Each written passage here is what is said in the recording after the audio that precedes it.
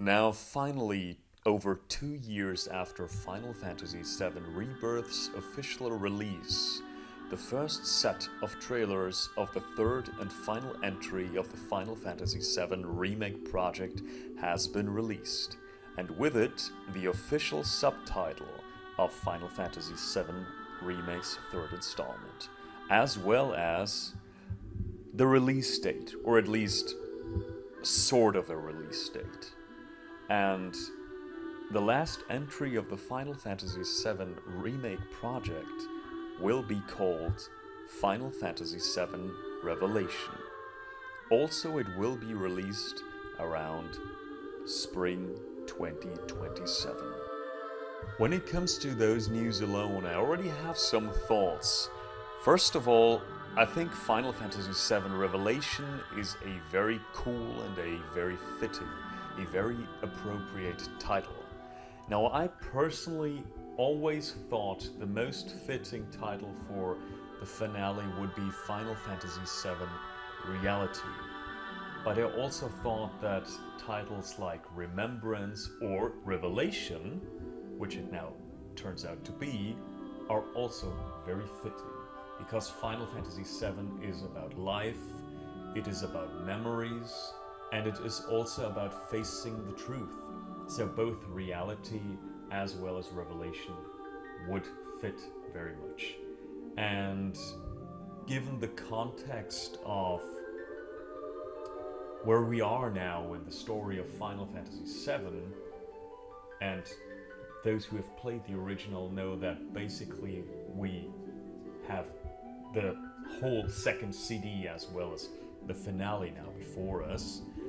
And the North Pole, so the North Pole of Gaia, is the place where there is a lot to be revealed. Final Fantasy VII Revelation is one of the best titles that Square could give their final entry. Also, I think that Revelation is not just fitting because of certain plot twists and unfoldings, unravelings that are present in the original Final Fantasy VII. I fully expect the Final Fantasy VII Remake project to have some more plot twists that are about to be revealed and certain things to be fully closing out. Anyway, an even more interesting detail is that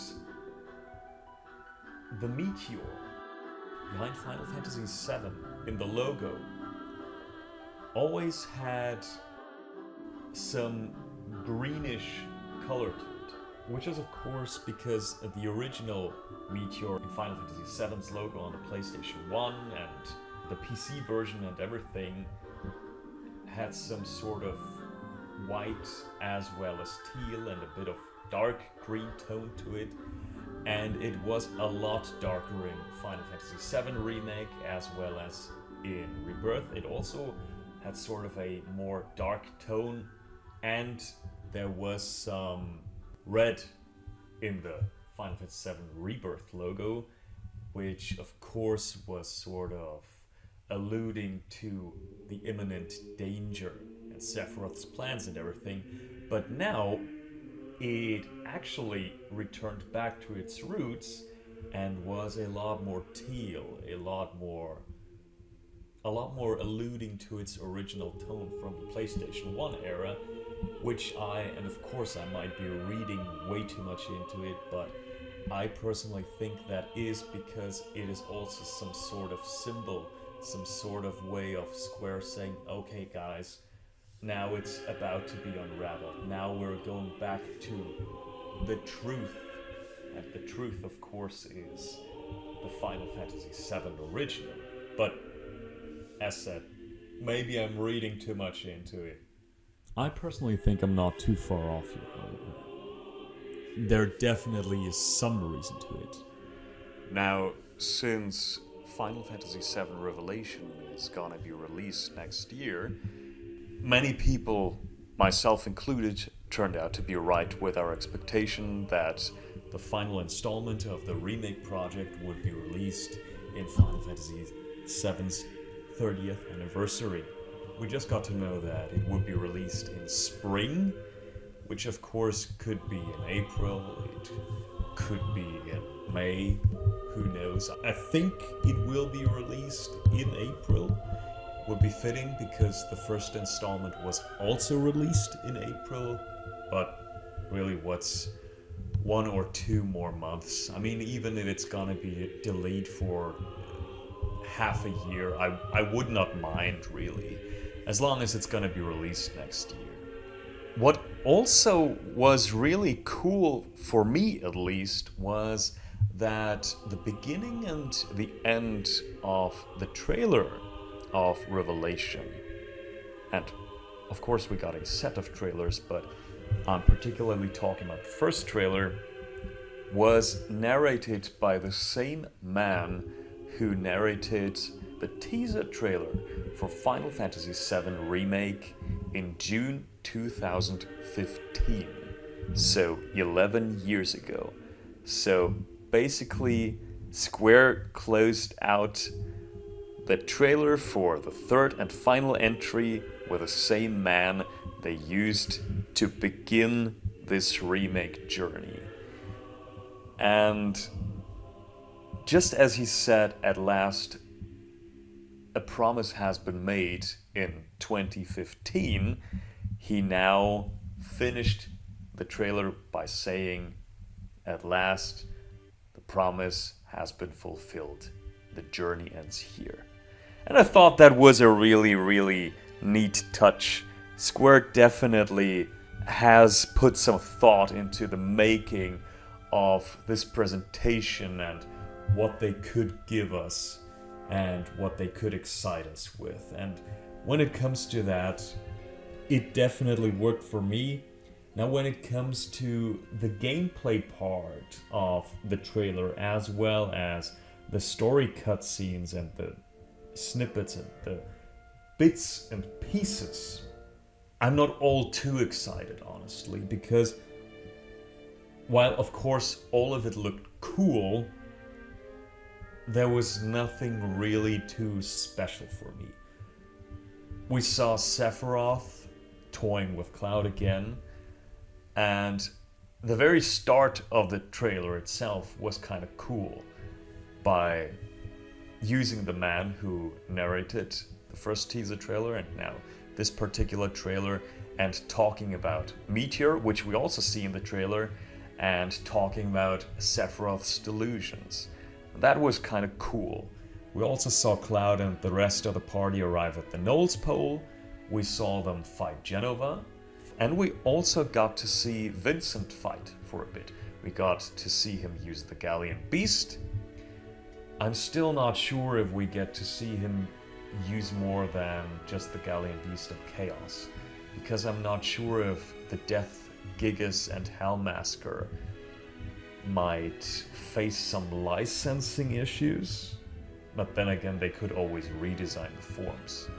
And he used some sort of melee combat as well as some Galleon Beast fighting style and some magic, and of course he used his guns.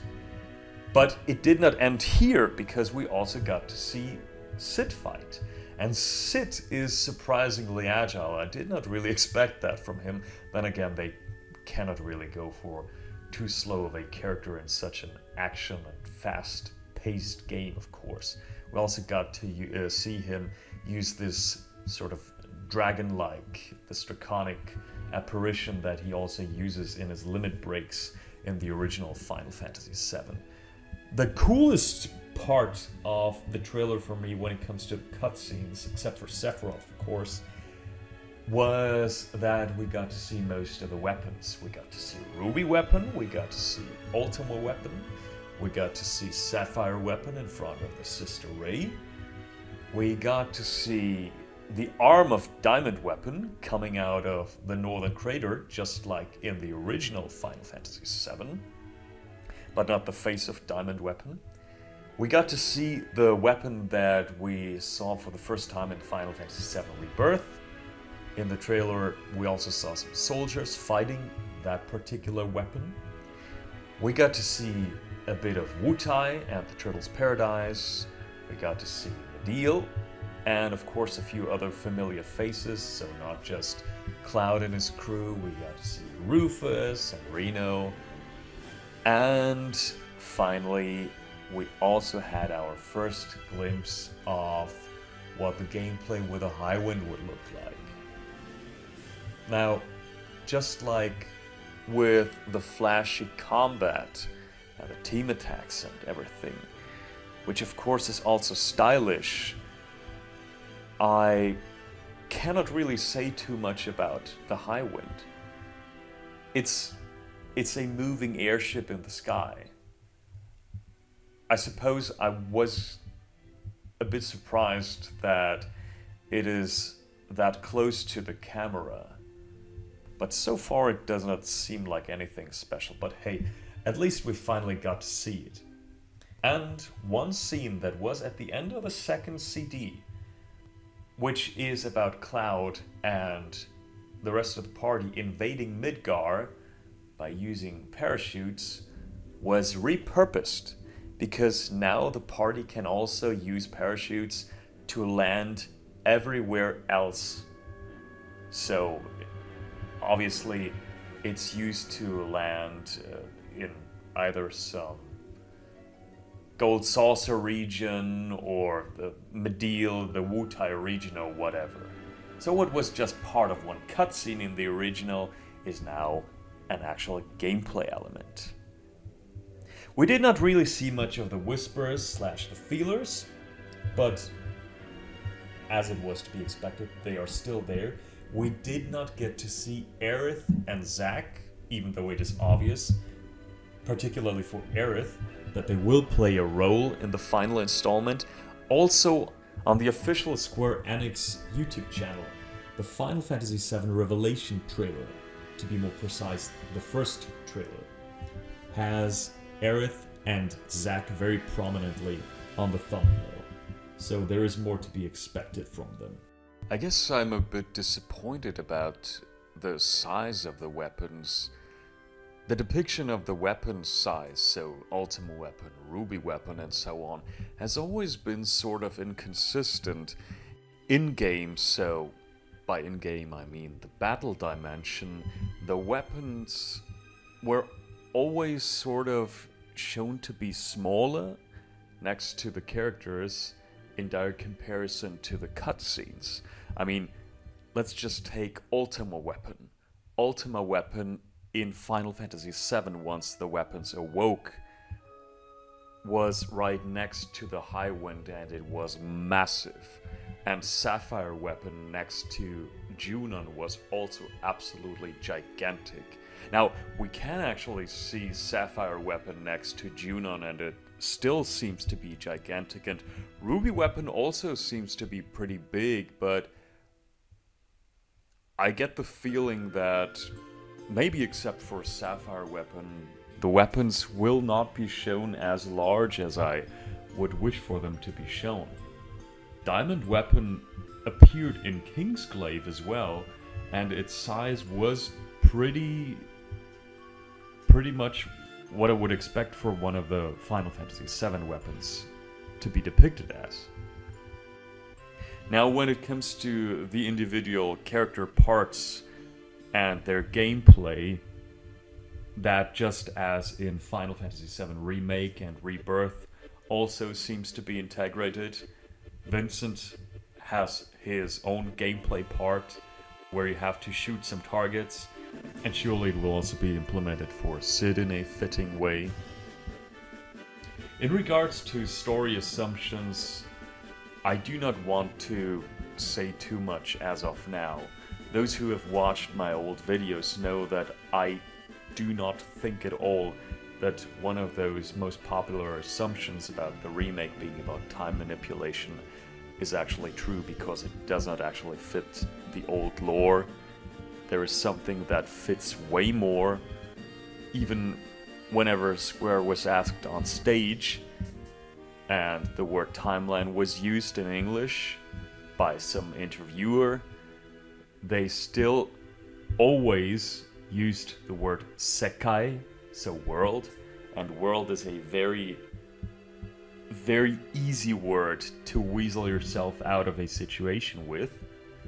Also with Final Fantasy VII Ever Crisis, it was pretty much confirmed to be more in line with what I expect the Final Fantasy VII Remake project to be. But just like the rest of the players, I have to be patient and wait for my assumptions to be revealed, no pun intended, as either somewhat fitting or not fitting at all. But so far, when it comes to the remake, I always was pleasantly surprised by how much everything was according to what I expected it to be. One more thing that I can say, I guess, is that I think it is kind of cool that now they include some extra costumes very similar to Ever Crisis, and that they sort of introduced a job class system with this third and final installment of the remake project. Because, of course, the original Final Fantasy VII did not really have a job class system. You could kind of call Tifa a monk, you could kind of call Cid a dragoon and everything, because of their respective limit breaks, but there wasn't actually a job class system. There was the materia system, and everybody could technically become a jack of all trades, except for the limit breaks. And now with those costumes, it seems like they can have some sort of semi-job class system with the wear system. That's what it was called in Japanese, wear. And Tifa seems to have a black mage dress. Cloud seems to have a warrior suit. I do not know if everybody will have every job class and how in-depth all of that will be, if there will just be some minor advantages and disadvantages, but that seems to be pretty exciting, and at least we have some new costumes. But, well, of course, in regards to that, I also need to wait and see how many costumes our characters will ultimately end up having. So, yeah, these are my thoughts so far. Tell me what you thought about the most recent revelations of the newest Final Fantasy VII Remake installment. Did you like it? Are you not interested in it at all? Did it turn out to be a letdown for you? Now, I have to wait for more information. I cannot wait for more trailers. I did like it, but I was hoping for more story content in the trailer. Anyway, thank you for watching.